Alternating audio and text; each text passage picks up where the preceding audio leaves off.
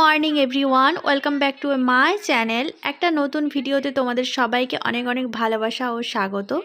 তো আজকে আমি বাড়ি থেকে ব্লগটা স্টার্ট করিনি, আজকে একদম সোজা চলে এসেছি নবান্ন হোটেলের সামনে, আর এখান থেকেই ব্লগটা স্টার্ট করলাম।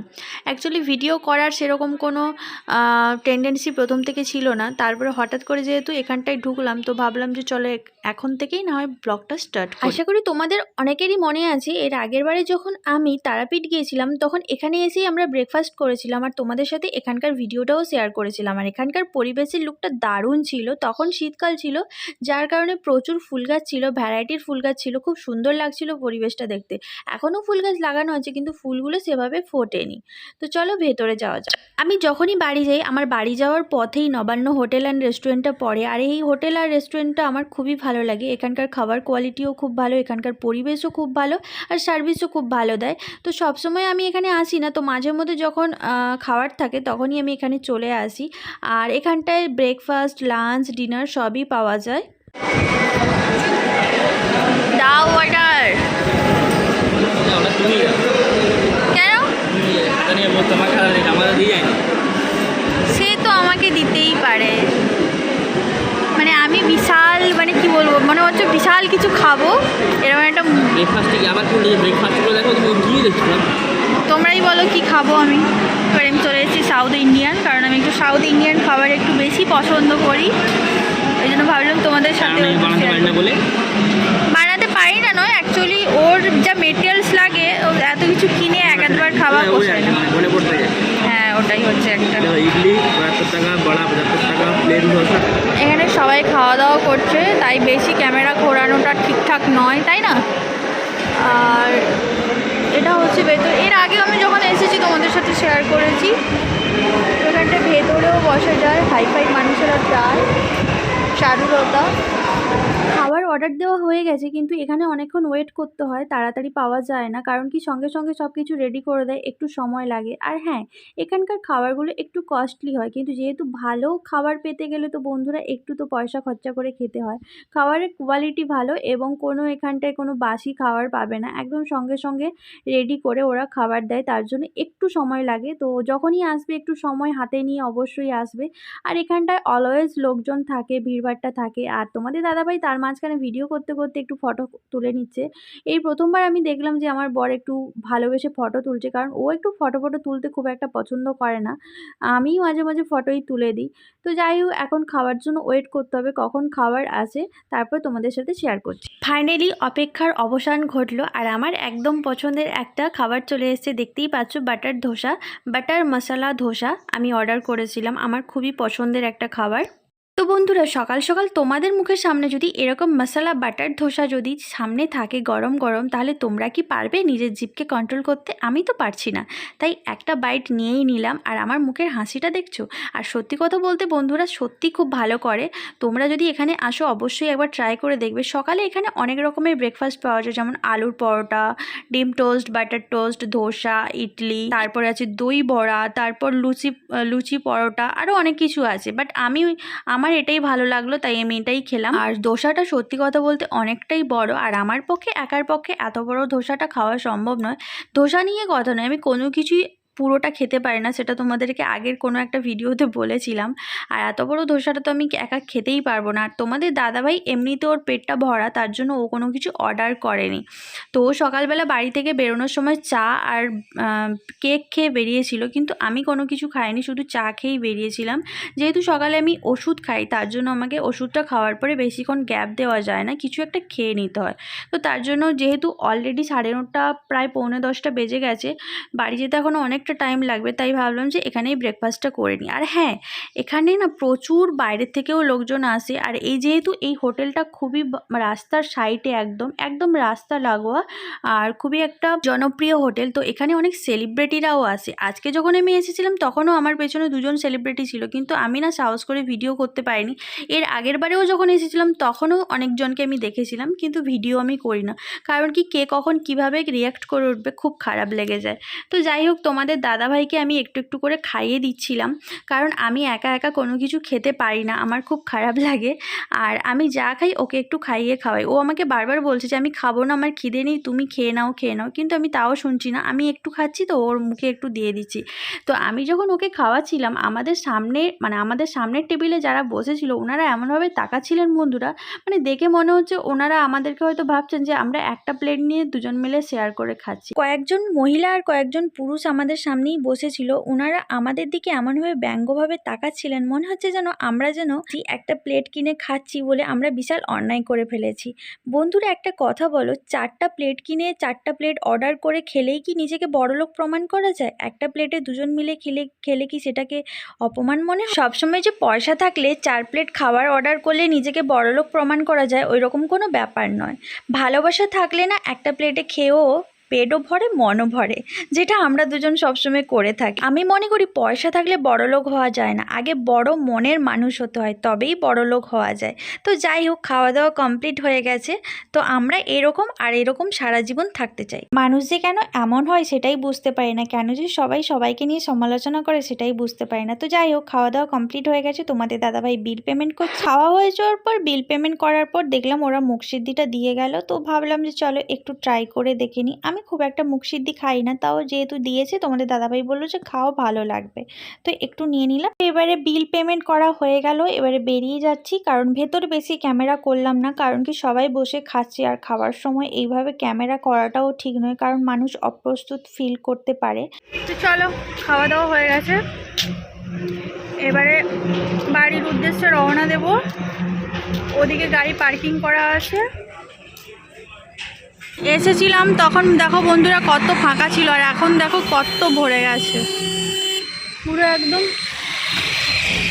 একদম ভিড় হয়ে গেছে। এখানটায় প্রচুর লোকজন আসে, খায়, খাবারের কোয়ালিটিও খুব ভালো। দেখতেই পাচ্ছ নবান্ন হোটেল। এই দেখো এখানে কতগুলো রেস্টুরেন্ট আছে একসাথে, কেএফসি, পোস্ত না কেকেআর ক্যাফে, সর্ষে পোস্ত, কষে কষা, তারপরে কালকাতে কি রসুই, আর এদিকে একটা কি আছে বেশ স্ন্যাক্স কর্নার, অনেকগুলোই আছে। এই লাইনে যেতে মানে শক্তিগড় যেতে যেতে প্রচুর বড় বড় রেস্টুরেন্ট আছে। আমরা তো নবান্নতে খেলাম, তার মাঝেও অনেকগুলো ছিল। আর এখানটায় যেহেতু এই পেট্রোল পাম্পে তেল নিলাম, এই যে পেট্রোল পাম্পের গায়েই আছে এরকম একটা বড়, আর তারপরে তো ওদিকেও একটা আছে আইসক্রিম পার্লার আছে, তার সাথে ওটা কি আছে, হ্যাঁ একটা রেস্টুরেন্টে এতগুলো পার্ট করা আছে। যাই হোক, কেএফসিটা আছে যে এত ফাঁকা রাস্তার মাঝখানে, দেখেও ভালো লাগলো।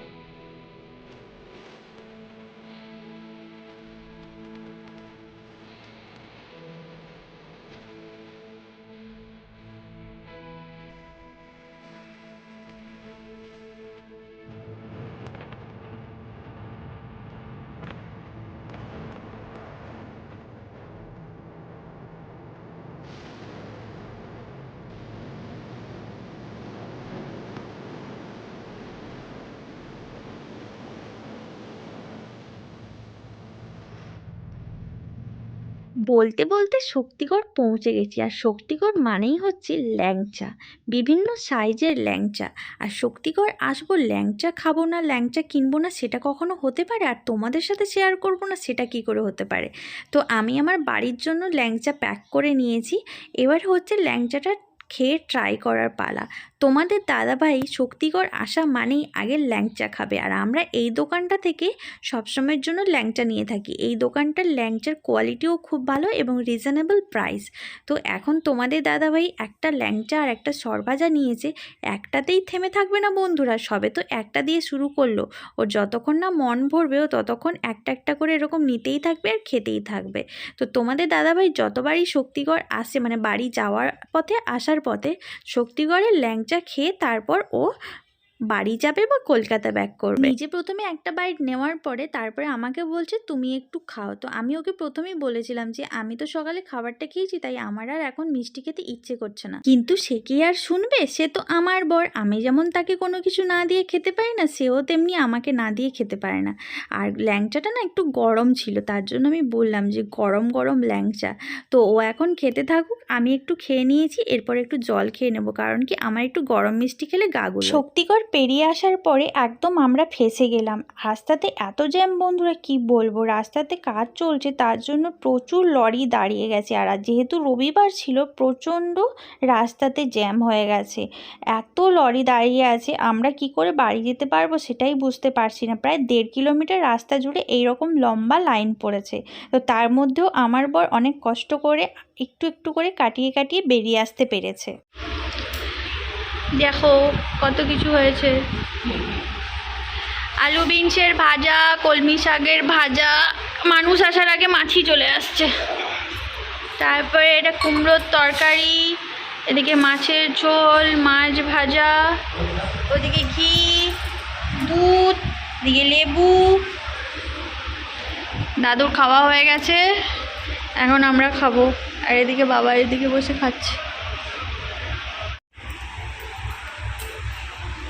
আমি এসেই জামা কাপড় ছাড়িনি, খেতে বসে গেছি। একটু মানুষ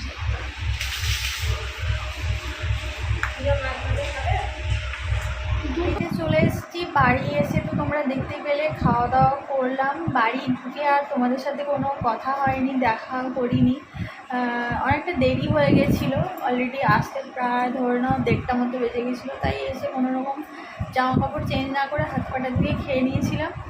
তো খাওয়া দাওয়া করে এখন একটু নিচে বসে কথা বলছিলাম, কথা বলে ওপরে চলে এসেছি। এখন একটু রেস্ট নেবো, শোবো। আর একজন তো এই যে অলরেডি শুয়ে গেছে, এই যে অতি পরমেশ্বর শুয়ে গেছেন। তো যাই হোক, চলো সন্ধ্যাবেলা তোমাদের সাথে আবার দেখা হবে 9:30। গুড ইভিনিং বন্ধুরা। দুপুরে খাওয়া দাওয়ার পর ঘুমিয়ে নেওয়ার পর এখন একটু চলে এসেছি খামার বাড়ির দিকে। তো এখন আমি, শাশুড়ি মা আর আমাদের সোনামাকে নিয়ে, মানে আমার ননদের মেয়েকে নিয়ে একটু চলে এলাম। ও ঘুম থেকে উঠেছে, ওকে নিয়ে একটু ঘুরু ঘুরু করতে হবে। তারপর ওর মা আজকে একটু বাড়িতে নেই, একটু বেরিয়েছে, ওর বাবাকে নিয়ে একটু কাজে গেছে। তো তার জন্য যাতে ও কান্নাকাটি না করে, তার জন্য ওকে একটু ভুলিয়ে ভালিয়ে রাখতে হচ্ছে। তো ওকে নিয়ে একটু চলে এসেছি খামার বাড়ির দিকে। ওকে হাসানোর চেষ্টা করা হচ্ছে, কথা বলানোর চেষ্টা করা হচ্ছে, ঘোরানোর চেষ্টা করা হচ্ছে। তো সেটাই আমি ভাবলাম তোমাদের সাথে একটু শেয়ার করি। এদিকে তাকাও, এদিকে তাকাও। তুমি ফোনে দেখবে তো, মাইমা তোমার ভিডিও করছে। চলো বেবিকে নিয়ে চলে গেল, বেবিকে। এই যে দেখো, আমাদের একটা চলে গেছে, বিক্রি হয়ে গেছে।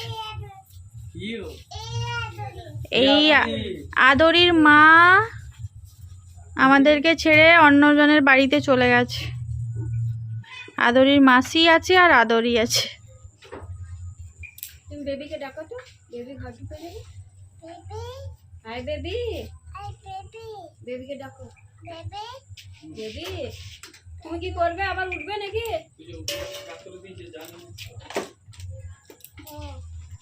পড়ে যাবে তো বেবি, এক বেবি আরেক বেবিকে ডাকছে।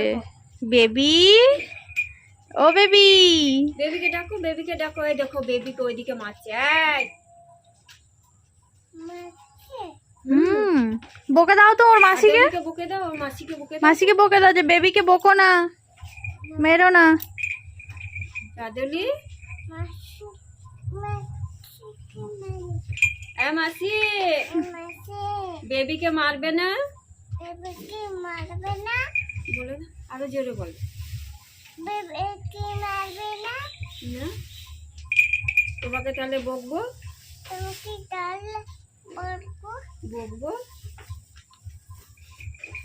আদর করতে যাবে নাকি হ্যাঁ। বেবিকে? আবার এই দেখো মাসি মারছে বেবিকে। এই, আদলি